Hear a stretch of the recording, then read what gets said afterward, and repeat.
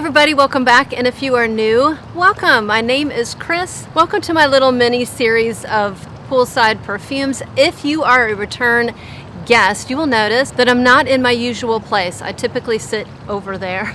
I typically sit in that corner and film my videos, but one of the fun and challenging things about filming in nature is contending with the elements. And this is my second take for the afternoon because literally as I set everything up, it started to pour down rain out of nowhere. And I looked at the radar and I have about 20 minutes until it's supposed to rain again. So I'm sitting here with a quick escape route. That door, I have a door right there that leads to my library where I normally do my inside filming. So if it starts to rain again quickly, I can run inside and it's all okay. So I'm going to attempt the impossible. I'm going to try to do a really quick video. The video I'm going to do today is part of a series. I try to include affordable fragrances in all of my videos. I tried to kind of run the gamut. I tried to have a representation of my perfume collection, which is basically runs from very affordable to very, very high end. I'm always looking for that hidden gem, that diamond in the rough, that needle in the haystack, that fragrance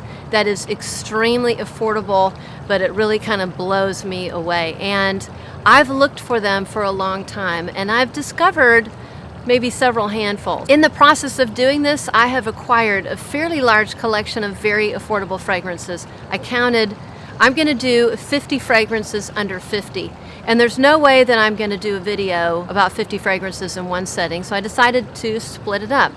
The way I'm going to do it is I'm going to take the fragrances that just don't make the cut for me. Usually the reason is the performance isn't great, doesn't have good longevity, or it's redundant. There are only just a couple fragrances in my little box where I just don't really jive with the fragrance at all, and they will be decluttered. They will not be staying. I just have very limited room. I am a perfume hoarder, and I'm kind of tired of hoarding fragrances that I don't wear or use. Truth be told, I'd rather have really special fragrances that tend to be more expensive than several handfuls of fragrances that I hold on to because they're affordable that I just don't wear. So this video is about fragrances that just didn't make the cut. They are fragrances that I know people, some of you out there love. I know this because either I've seen you talk about it in a video or I've seen you post it on Instagram. So there are, for many people, there are some gems in here. Now, since I'm on a time crunch, like I said, storms are going to be coming again in about 20 minutes. I'm in a rush. Thankfully, I forgot I did this. I actually jotted down notes maybe a couple weeks ago before I left for vacation in anticipation of doing this video because I don't wear these fragrances, and I wanted to make sure that I could tell you why I wasn't hanging on to them because I can't remember the details of 50 fragrances, particularly ones that I just don't wear. And if you're in this box, I don't wear you. They're not getting worn. So with that being said, I think I have 12 fragrances in here that just didn't make the cut, and those will be finding new homes in the near future. So the first one I have is from a line of fragrances that I think are absolutely phenomenal. This is the line of Elizabeth and James. I think I have every single fragrance that they ever produce or put out, and I think for the most part, actually 99% of them are phenomenal, particularly for the price. I really enjoy them. Some of them have longevity issues, but other than that, I enjoy the scent, with the exception of the one I'm holding in my hand, which might be a surprise because I think a lot of people might like this, but this is Nirvana Rose.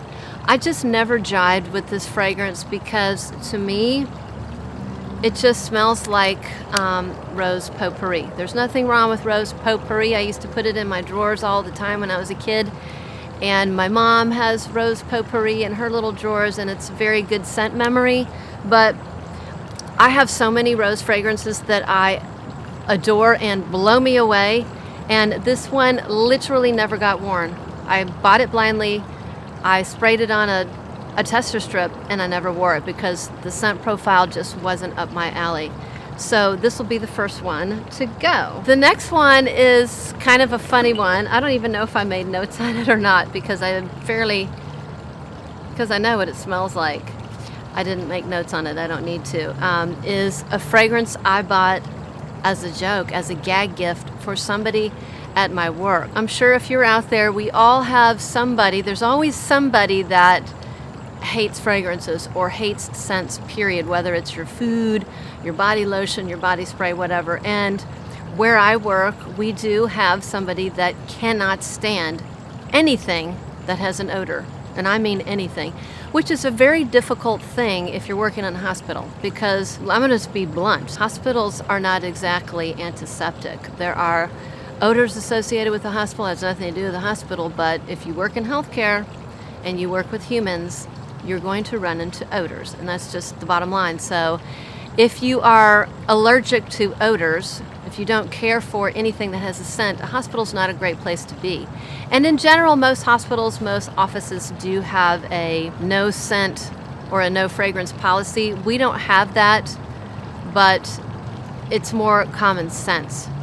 And I would never, and so we all keep that in mind. But we do have somebody that literally doesn't like scents at all. Body sprays, lotions, even scented spray starch or food. Like you're not allowed to eat fish. And listen, I live in St. Louis, and there are a lot of Catholics here, including me. And on Friday, there's a lot of fish that's eaten, and there's just nothing you can do about it. So I got this gift. I got this as a gag gift for our friend at, just for a chuckle.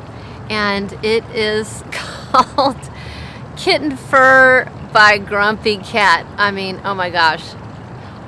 Kitten Fur, it's by Demeter Fragrance Library. And so I think it's Kitten Fur Grumpy Cat. So, I mean, come on.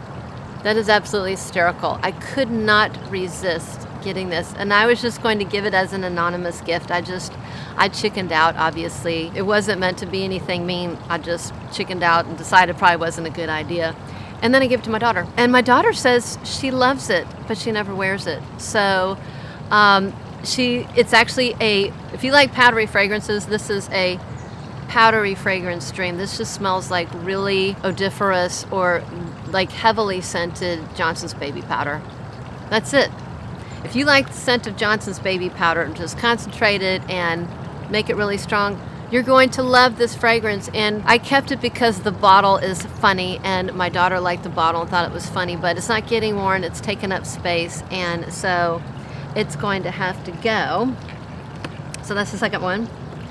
The next one is a fragrance that is so incredibly affordable. It's called Varensia White in this little Roman soldier bottle thing. Let's see what my notes. I mean, I know what this smells like. I mean, this actually is a nice smell. It is a clean and slightly sweet, like a white floral perfume. It actually smells nice. Do I have any dabbers in here? I don't. I'm gonna have to spray on my little card where I made all my notes. It's very pretty. Almost has a candied sweetness to it. So it's clean, white floral with a touch of soapiness and a little candied sweetness. It's very pretty. It just doesn't stand out in my collection, and my collection has gotten fairly large over the past several years. Doesn't get worn, and it just doesn't have great lasting power. Now, if I was starting out my collection and I had a very limited budget, this would be a great pick because it's light, it's inoffensive, it's pleasant smell. It actually would be nice for a room spray, but I have just literally, this was suggested to me as a fragrance that I should pick up, and it's a great fragrance suggestion. It just never gets worn for the reasons that I stated, so this one's gonna have to go. Mainly because it just is a little redundant in my collection and has zero lasting power. The next one this is probably my third bottle of this. When this first came out, I was absolutely in love with it. I remember smelling it on the card in a magazine, and that fragrance strip, I adored it because I, in general, like Lily, and I like Lily of the Valley as long as it's not too strong. And it's called Live in Love by Oscar de la Renta, and I absolutely loved this when it came out.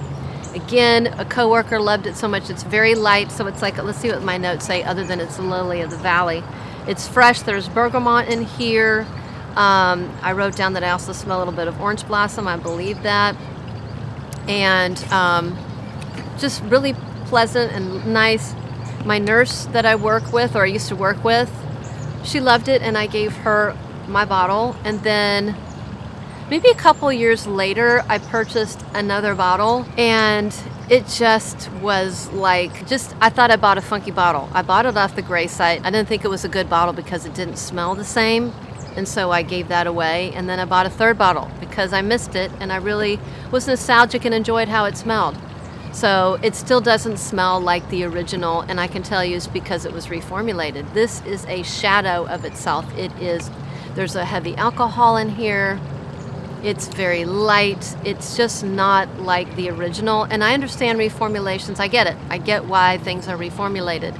It's a complicated process, and a lot of it has to do with, things that, certain type of chemicals that aren't allowed in fragrances anymore. However, this just is nothing that I remember. And it's sad because it's another full bottle. What I'm going to do is I'm going to put several of these in a box and take them to work.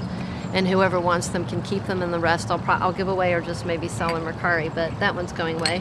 Now, similarly, on the same line is Live and Love New York. So this is a flanker, also made by Oscar de la Renta. So this has a very recognizable scent profile. The sweetness in here is similar. I would say it's in the same category as La Vie Belle, maybe Angel, kind of like Angel. There was a fragrance called Hypnos by Lancôme. I loved a flanker of the Hypnos. What was it? Hypnosenses. Oh my God, I love that perfume, and of course it got discontinued. So this is in that similar fragrance profile. So it's very redundant. I don't need it, and the DNA of a lot of I really love Angel, but the DNA in like La Vie Belle and some of the flankers, they just kind of blend together. And that sweetness that's in there, that syrupy sweetness, isn't my favorite sweetness. Not my favorite. And this has never gotten worn, ever. Another full bottle.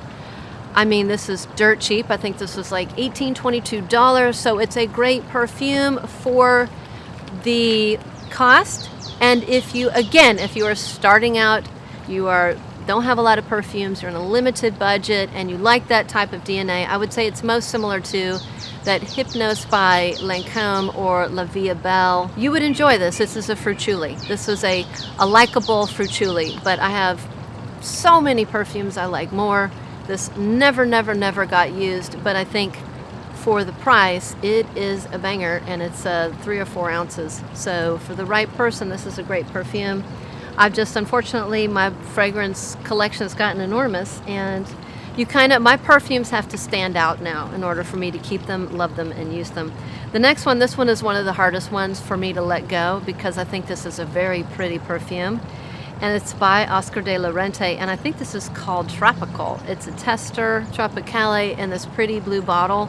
This fragrance actually smells really, really good. Yeah, it smells great. And very, very affordable. I bought the tester, an enormous bottle. I think this is like 4.2 ounces. So this is a mostly floral with a little bit of fruity notes, a little bit of sweetness. Let me spray it on my hand. Gosh, that smells really good. And I remember taking this in and out of the box. I didn't want to declutter it, but I just do not wear it. I have so many freshies, so many florals, so many fruity fragrances. It's just got lost in the crowd. Again, if I was starting out my fragrance collection, I didn't have anything, and I was on a limited budget, you better believe that this would be a staple. But it just wasn't getting worn, and I just have too many fragrances to hold on to ones that I don't wear. Let's see what I wrote down on my little note card. I wrote vanillic, bright, tropical, fruity fragrance with subtle florals. So there's passion fruit, dewberry, orange blossom, and bergamot, vanilla, amber, sandalwood. And I wrote down that it performs like a body spray. I forgot about that, but yeah, it's very, very, very light. So this one, that's why I'm decluttering this. The performance just was pretty terrible. Body spray.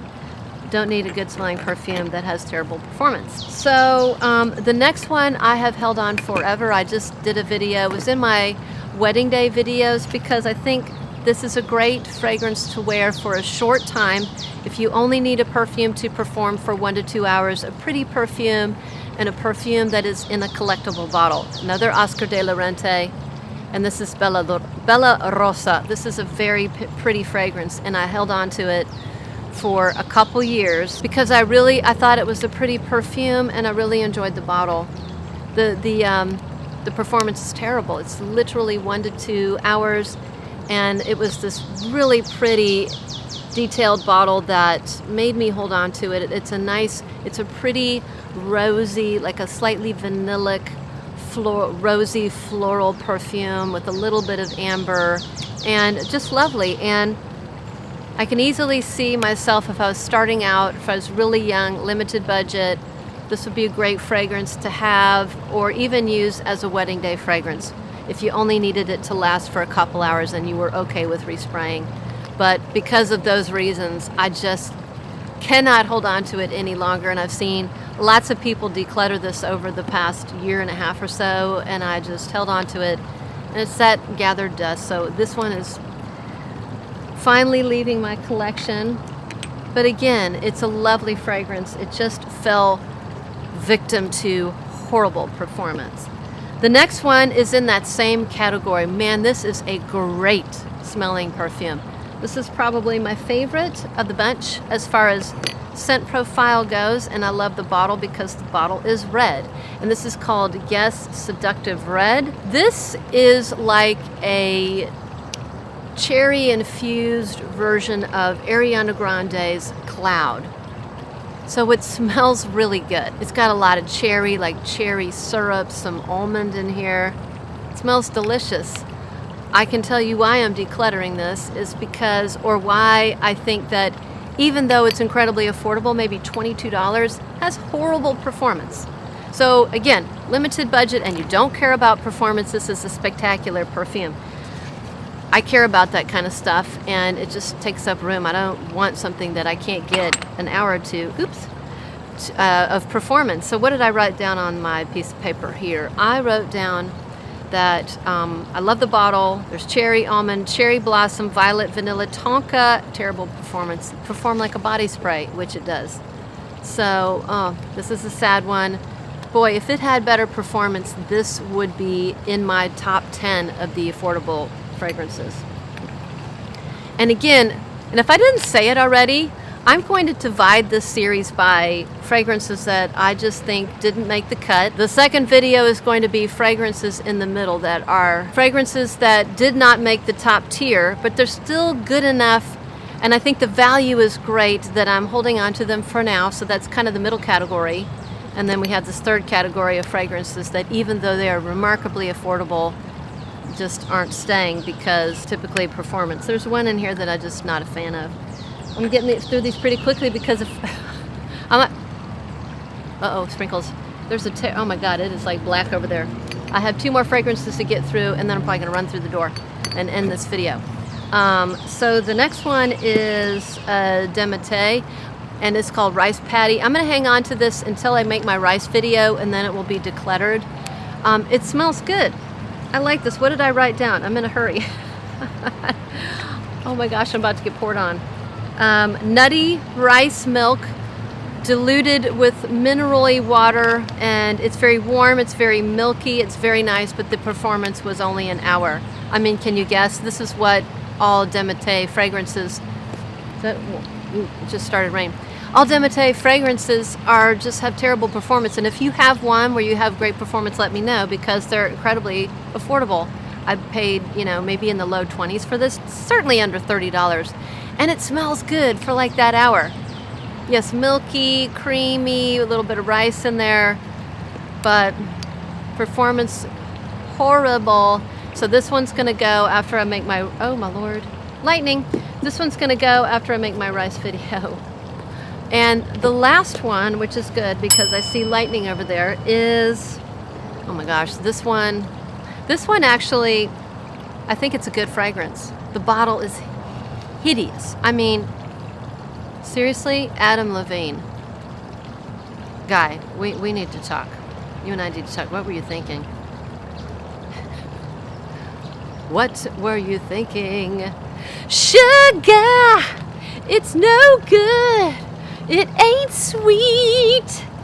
But anyways, what am I doing? I got to get going here. So this is a spicy sandalwood, resinous, slightly boozy fragrance. Oh, I had it as, okay, I never wore it. So, not once. I just, honestly, this bottle is just so freaking hideous. But, so it is a sandalwood, it's a spicy sandalwood fragrance, and what I have written down is it's a spicy, resinous, and slightly boozy version of Estee Lauder Sensuous. Now I remember. And Sensuous is a good fragrance. Sensuous is a little bit more soapy, but there was also something that I found, I wrote down, something that I found very off-putting, and I put in parentheses marigold. So I must have looked up the notes and thought, so yeah, something in here, it's not smooth. It's not a smooth fragrance. Something in here just didn't go. And I'm the type of person that if it's like, if I love 90% of the fragrance, but I can't jive with 10%, it's going because I won't wear it. I'm just not tolerant. I don't have a lot of patience with working through fragrance problems. I just have too many that I love and need to get worn. So I wrote down that I got this for $18. So if you like the note of marigold and you like the you enjoy the fragrance Estee Lauder Sensuous, and you like the note of marigold, and you like maybe a slightly spicy, maybe a slightly floral version of that, and you can get over this ridiculous bottle, then this is a great fragrance. I just cannot do it. But it actually is, for the price, $18. It's unbelievable. And, you know, performance was very good. So I actually made it. This is going to be the shortest video I've ever done in my life. And I want to say that was 12 fragrances. I might have forgotten one. I might have to include it in the next one. But I'm going to pack up here really quickly. And the next video that I do, they're going to be the middle tier. And that's the biggest tier. I think I might have like 25, 30 fragrances in that category. Fragrances that are very affordable, that are good, but just they weren't the cream of the crop. So I'm still keeping them. And I think they're great fragrances to recommend to many of you out there. And that'll be the next one. Hold the phone. I did my closing and everything, and I forgot one perfume because it was down here. And I cannot forget this perfume because I am definitely decluttering it. And it is one that I bought blindly because it was like $22. And somebody recommended it to me. And it is called Simply Jill Sander. I think it has another name. Oh yeah, Eau de Parfum Poudre. So, guys, I know why I bought it, because it has a note of rice or rice flour. And I'll buy basically anything with the note of rice or rice flour if you're new. I love the note of rice. And I bought it because of the rice flour. Let me see what I wrote down. What are the notes here? I didn't write any notes down, but I know why I'm decluttering this. Guys, this to me smells like baby powder and an empty diaper genie. Okay, if you've had babies, you know the smell. It's just not good. It's just not something I want to smell like. So, yeah, I wrote Johnson's Baby Lotion, scented liner of a diaper genie that has seen a few diapers. That's what I wrote down. So it's powdery vanilla and rice with florals. That's what I wrote down. But this one, not a crisp fragrance. As I say here on my channel, not a crisp fragrance. I can guarantee you there are some of you out there that love it. It's just not for me. And so now I'm really done. That was it. And I'm running inside as this ridiculous cumulonimbus cloud, that's what it is coming after me at rapid speed. Me and my camera. And with that, see ya.